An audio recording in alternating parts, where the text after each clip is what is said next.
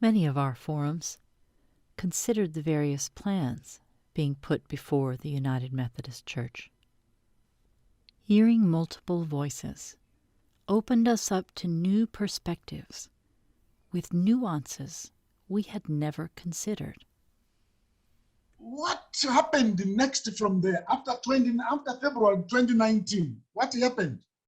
Again, the United Methodists in the United States started reorganizing, restructuring, reformulating into groups, and they were preparing for 2020 General Conference. Before delegates from Africa touched down back home after the long flight, already others were already beginning to prepare new legislation for 2020. What comes up, few months thereafter, we hear there is an Indiana plan to split the denomination. Who were the signatories? Who are the writers? Who are the authors of the Indiana plan? 100% United States. And they claim we are progressives, centralists, and conservatives. But they are 100% United States. What comes next? There is another plan, United Methodist Next. This is a plan claimed to have been prepared by centralists and progressives. Who is there? 100% United States. The other plan is United Methodist Forward. United Methodist Forward, this is a plan that is said it's purely progressive. Who are the authors? 100% United States. There is another proposal from bishops that is called the Jones-Bard proposal. Who is Jones? A bishop in the United States. Who is Bard? A bishop in the United States. So this is a plan that is prepared 100% by United States, United Methodist. And this is what is going to General Conference. Some of us begin to ask questions. Is this the church we believe in? Is this our church? This is the question some of us from Africa are asking. Is this our church? And we say, yes, this is our church. Then we must do something about it. We cannot continue being recipients of packaged things. We need to begin to participate and get involved and say, and in that process, can we keep a united denomination? Yes, that is possible, right? So a group of us started working on the Christmas covenant. I'll come to that very soon. Then before I do that, I just want to mention the protocol. Came the protocol, another proposal. Who is in the group, this group called the protocol group that is now called the agreement? I've called the protocol my own, this is my own term for the protocol.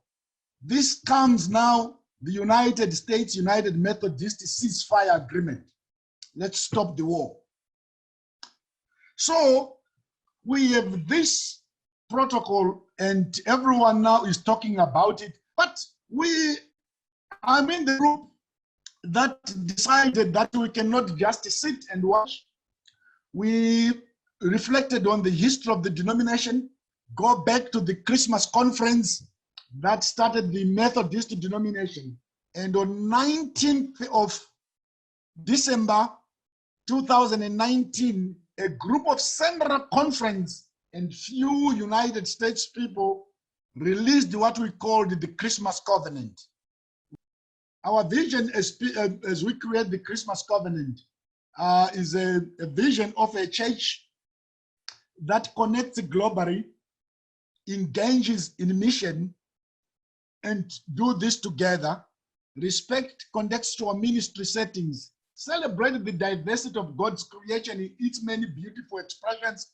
We are very clear that this is a global church, values mutual empowering relationships in order to strengthen our core mission of evangelism, discipleship, and social witness for the transformation of the world. You can see the values that we are highlighting there as our core mission. Evangelism. Yes, you can see the United Methodist is growing in the global south. And that has become part of the problem of where we are today. Discipleship and social witnessing. difference. The Christmas covenant was crafted by bishops and clergy and laity from the Philippines and the African churches. And it calls for the creation of regional conferences all over the world to basically abolish central conferences, but sort of replace them with something called regional conferences.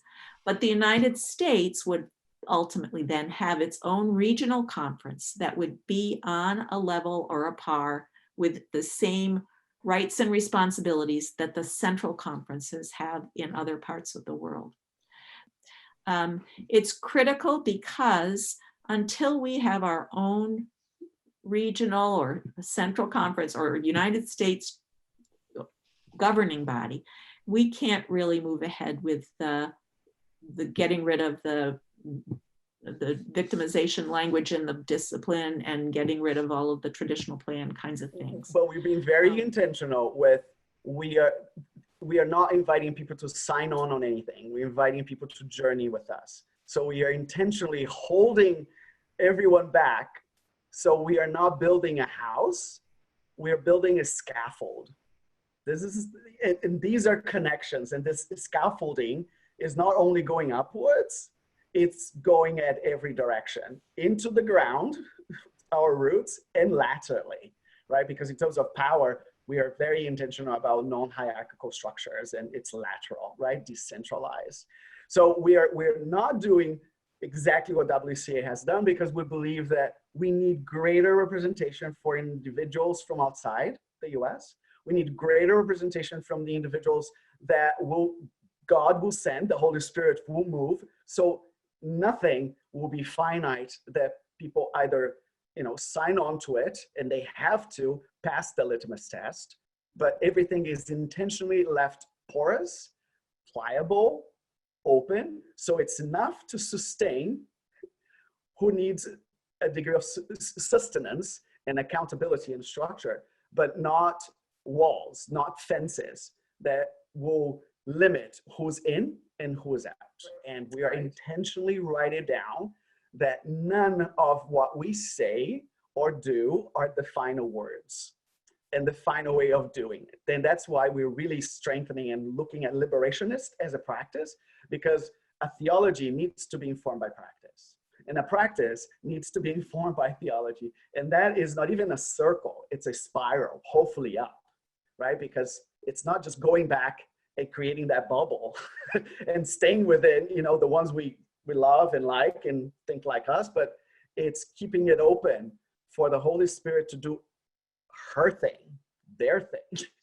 So that one knowing that leads me to some of the work that Kelly and I are doing. We are in the greater Northwest area thinking about what does it mean to step out of this cycle of general conference organizing, where it's a flurry to organize for the general conference.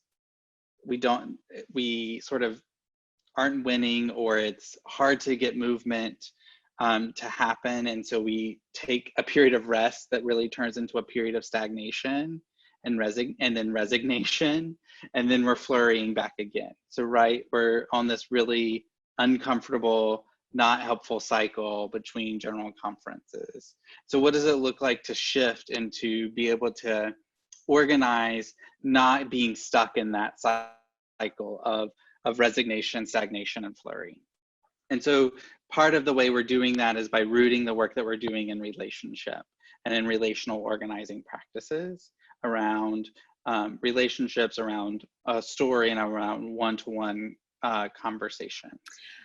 Joey and I are serving on a subcommittee that is called Weaving Grassroots. And the intent of this group was to do the work of community organizing.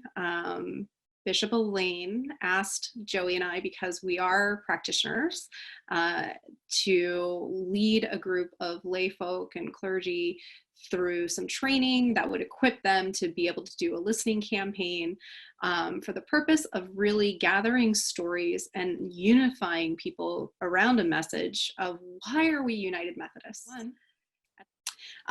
But the purpose here is to hear from folks across different intersections that have not previously been in communication with each other. And what I mean by that is we have rural churches that are intentionally going out now and listening to urban churches and vice versa.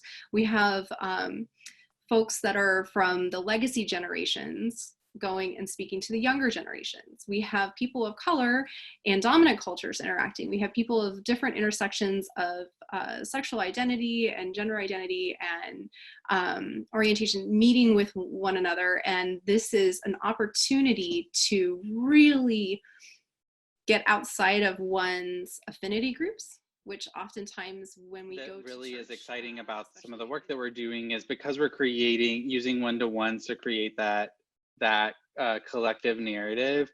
It means that we can transition that collective narrative to create some collective dreaming and visioning. And so the collective narrative, the collective dreaming and visioning allows us to move forward in a way that is building consensus and buy-in from the bottom up, instead of a small group of people who can attend an annual conference or who sit in a cabinet meeting making those decisions. General Conference 2019 was a difficult experience. I think we all hoped the results would be different. As you all know, GC 2019 allowed for churches to disaffiliate if they met certain requirements. New England Annual Conference set up additional requirements, including an 8-month discernment process. Invitations were sent to all congregations in the New England Annual Conference to consider discerning from the UMC.